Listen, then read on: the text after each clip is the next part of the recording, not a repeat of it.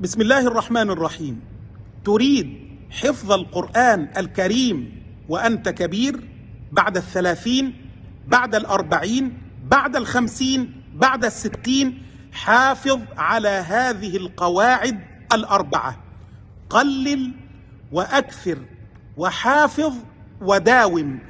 قلل من المقدار، وأكثر من التكرار، وحافظ على الاستمرار، وداوم على الاستغفار.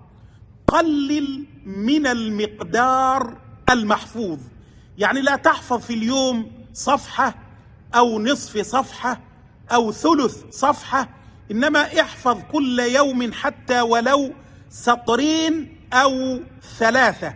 قلل من المقدار.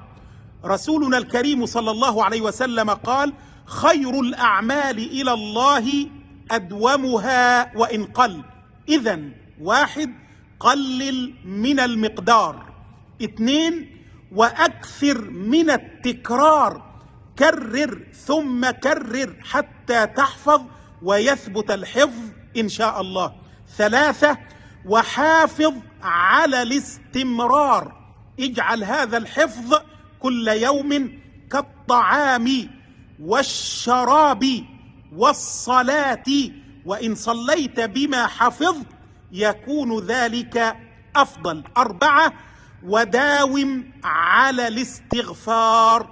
إذن القواعد 4 لحفظ القرآن الكريم بسهولة ويسر: قلل من المقدار، وأكثر من التكرار، وحافظ على الاستمرار، وداوم على الاستغفار.